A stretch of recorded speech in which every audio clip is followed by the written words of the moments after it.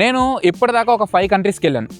UAE, Sri Lanka, Nepal, Thailand and Malaysia. ఆ countries మొత్తం సిమిలర్గానే ఉంటాయి.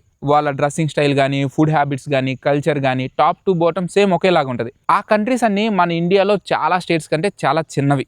మన ఇండియాలో 28 స్టేట్స్ 28 కంట్రీస్తో సమానం. అంత డైవర్స్గా ఉంటుంది మన ఇండియన్ కల్చర్. ఇండియాలో ప్రతి 100 కిలోమీటర్స్కి మొత్తం చేంజ్ అయిపోద్ది. అక్కడ ల్యాండ్స్కేప్ కానీ, వాళ్ళ కల్చర్, వాళ్ళ ఫుడ్, వాళ్ళ లాంగ్వేజ్, వాళ్ళ లైఫ్ స్టైల్ అన్నీ మొత్తం చేంజ్ అయిపోతాయి. ఈ రైడ్ నేను ఏదో 10 టూరిస్ట్ ప్లేసెస్ చూసి అక్కడికి వెళ్ళి ఫొటోస్ తీసుకుని వచ్చేయడానికి చేయట్లేదు. నేను ఈ ట్రావెలింగ్ ప్లేసెస్ కోసం చేయట్లేదు, పీపుల్ కోసం చేస్తున్నాను. నాకు ప్రతి స్టేట్లో ప్రతి కార్నర్లో ఉన్న వాళ్ళని కలవాలని ఉంది. వాళ్ళ ట్రెడిషనల్ ఫుడ్ని టేస్ట్ చేయాలని ఉంది.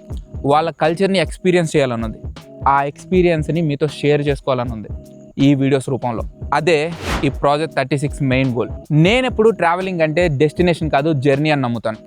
అలాగే నా జర్నీలో మీరందరూ పార్ట్ అవ్వాలనుకుంటున్నాను. నాకు మీ నుండి 2 ఫేవర్స్ కావాలి. ఫస్ట్ది, ఇండియాలో మీరు ఏ స్టేట్లో ఉన్నా, లేదా మీ friends, relatives or family members వేరే స్టేట్లో ఉంటే వాళ్ళని నాకు కనెక్ట్ చేయండి. ఆ ప్లేస్లో ఉన్న లోకల్ హిడెన్ స్పాట్స్ తెలియాలంటే అక్కడ లోకల్ వాళ్ళతో తిరగడం చాలా ఇంపార్టెంట్. అలాంటి ప్లేసెస్లో అథెంటిక్ కల్చర్ని ఎక్స్ప్లోర్ చేయాలంటే మీరే నాకు హెల్ప్ చేసి గైడ్ చేయాలి. అండ్ సెకండ్ది, అసలు ఈ ప్రాజెక్ట్ 36 గురించి మీ ఒపీనియన్ ఏంటి?